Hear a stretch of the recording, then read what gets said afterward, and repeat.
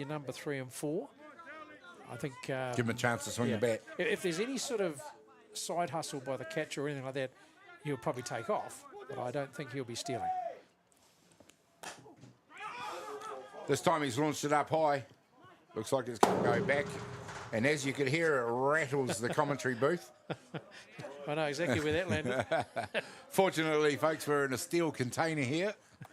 So well protected from any fly balls behind the... Even our ears are protected. So there we go. You can see us there. Can you see my arms waving? There we go. You're safe. You're safe, Gary. You're safe. Good as gold. Right, here we go. Great pitch. Great pitch. That really did look like a strike right on the outside half of that plate. Well, that changes the dynamics because now you've got a situation where 2 down, runners on 2. He's not... Well, he's in a scoring position, but I think Jason may force it now. Yes, yeah, I mean, you're in that sort of period of the game, surely, Hayden, where one run may be very decisive. Well, he's got to go now, all the way. And that ball is going to find the grass, and it has gone a million miles in the air. It has landed not too far behind the second base line, and that has meant that Curtis Dove has scampered all the way from 2 to home. And we were just talking about what was needed to score one run that might decide this game. All it needed was a pop fly. There it is. And look, it's in that no man's land between second base and outfield. And of course, the second baseman had to be in a bit because if anything went to the infield, they had to be able to make that play. So he wasn't creeping at all, and it fell right in that spot between them. Well, in the meantime, you had Ruben Elkins, who hit that ball, has gone all the way to 2. So with 2 down and Josh Harborough up to bat. He's just swapped places with Curtis. He has, and the situation is identical with 2 down. But we've got 1 run on the board for PCU. So I think Jason will be pretty happy now. And again, he's in a position where he can force this. So yeah, I mean that's the only thing that has changed is the scoreboard. Well, it's still 2 down, so he can let the batter bat out, or he can push a. I'm not too sure. I know that Curtis was fast. I'm not so sure whether Ruben's quite as quick as he was. So perhaps the steal's not on the. But hey, 1 overthrow and that makes it 2 runs. Yeah, well, this is a very interesting stage of the ball game now. If your Waitakere Bears, the way they have gone about their business has been pretty good in this ball game. It took almost a freak event, really. I mean, it landed in no man's land where it may have had no right to. It wasn't a bad pitch. It wasn't the greatest of hits. You don't deliberately go to fly one just behind second base there. That's the dynamic. There was 3 fielders around that, and it just fell in that perfect spot. Oh, and Harborough has lined one out to left field. And now it is PCU who are going to go further ahead and score Elkins from second base. And in the blink of an eye, it has gone from a very tight ball game at 0-0 to PCU Devils in the lead by 2-0. That was good batting. Just met that ball, off-speed pitch, and just clunked it down left. The ball was there to be hit. It stayed in the middle. Yeah. Josh Harborough, a vastly experienced player, many years in the Black Sox. He knew exactly what he needed to do when he got the opportunity to hit that one, and he made no mistake. And these are the situations where you want those guys like Josh to step up and lead and give the team confidence, because now they're confident. It may be 2 down, but they've got 2 runs, and hey, there's another run on base, and there he goes. He's off. And this is the aggression of JK, Jason Kumaroa, the coach, coming to the fore now. He's got a few nails in the coffin, and he's now looking for insurance. Well, we're back to that situation again. You've got to run on 2. He's still got that steal situation up his sleeve. He can keep putting that pressure on. Did I call the first ball a strike? 2 strikes? Yeah, my bad. 2 strikes. There we go. Young Jacob Lee, the catcher, noticing the error that the home plate umpire had made there. Good stuff. Got him to check the scorer. And indeed, it is 2 strikes on the batter, number 27, Drew Delatour. Ball. Now, this is the second game that I've had the call on the PCU Devils. 2 strikes. Hayden, I've been very impressed with their all-round game. I think they're a complete team. They've got 9 players that know what they're doing. They're moving the ball. There's a lot of bunting going on, a lot of push bunting. They don't seem to have what I call the pure big hitters. But boy, they're moving the ball, and that's all you need to do. So we got a runner out there, DR out there for Josh Harbrow. It's number 19, Caleb Stevens at second base now. Not going to be needed anymore, however, as Dallas Waitakere comes in and strikes out Drew Delatour for the 3rd out, but not before. Parkland's Christchurch United Devils help themselves to 2 runs, leading the ball game now as we are heading into the 7th innings. I can't believe how fast it's gone because it's now 3 out for the ball game for PCU. We'll find out what happens when we come back in just a minute.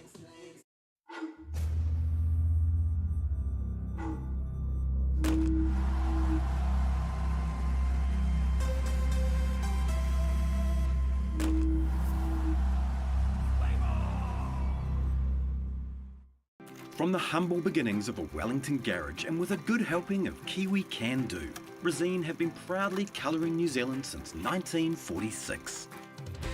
Environmentally approved quality paints, colours and expert advice, all available at your local Resine colour shop.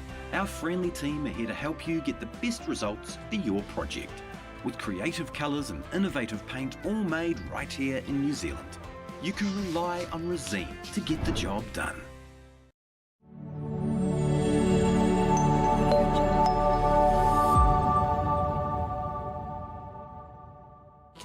You can't push the Welcome back, ladies and gentlemen. There we are. The game in front of us has just been split wide open by the PCU Devils, who have helped themselves to 2 runs in what up until then was an extremely tight affair between them and Waitakere City Bears.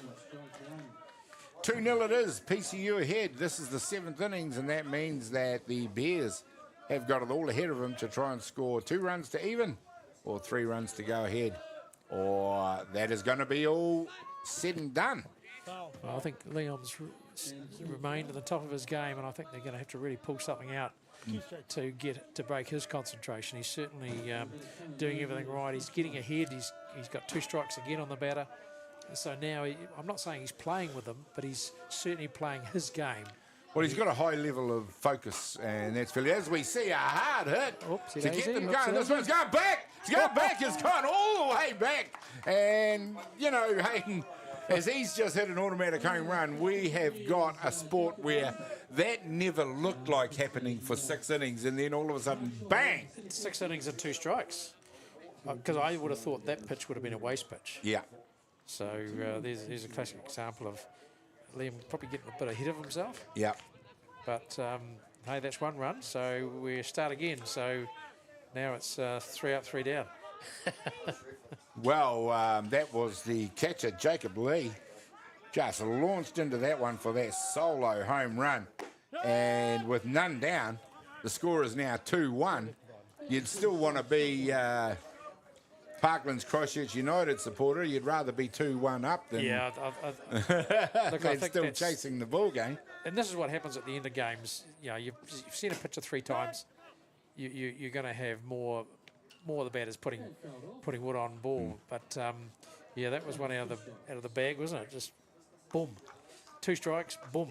Boom. So look, if they could do that, that was their number 4 batter. Yeah. So, you know, they're still right in the middle.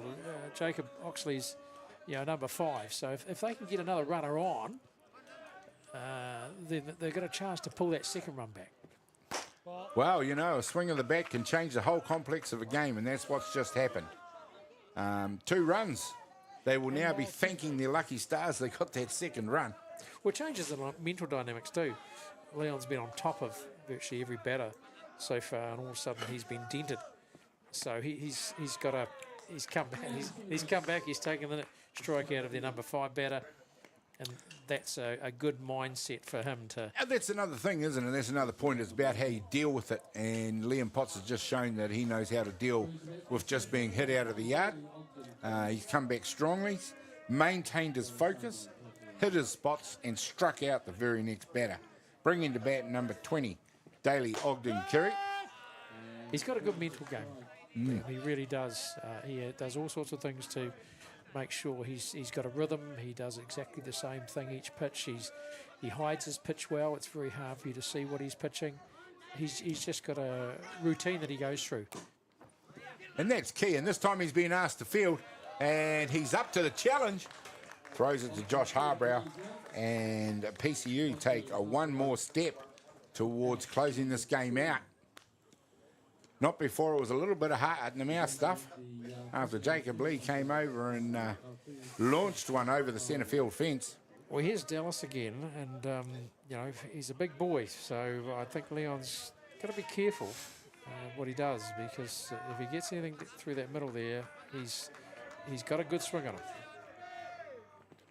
Ball. He's pitched and batted the whole game, so nobody's seen more of the ball than Dallas. Exactly. Yeah, Atiawa, he's But that was a good starting pitch from Leon. It was just out of the zone, outside. Certainly he wasn't going to get hit anywhere. Yeah, that was a very good strike this time. Rising on the outside edge of the plate, gets the batter going for it. They seem to be targeting the outside to start with, and I think with those two hit pitches on the inside, I think they've been pushing it more on the outside, but I wouldn't be surprised if towards the end of the bat they go back in. Yeah, I mean, you look at the way that Dallas stands, he puts the back foot right up on the line, and that opens his stance up, but it also makes him susceptible to a pitch on the inside. Well, it's working up to that strikeout pitch, and that's what Liam's really good at doing. So he's got 2 strikes on him now, and I would say that he's probably going to come back with a waste pitch because he's only got 1 ball. 2 and 2. He doesn't want to give him anything too close, and if he wants to swing at something high, inside or outside, Liam will let him do it. Got him. And there we go. Liam Potts underlines his quality. He gave up 1 solo shot in this innings. Otherwise, he has been in full command for the whole ball game. And it is the PCU Devils from Canterbury who wind out winners over the Waitakere Bears in what was a very tight ball game by 2-1. Hayden Smith, how did you see that game? Your final thoughts? Oh, look, I think it was a great I love a key context like that. I think Liam controlled the game really well.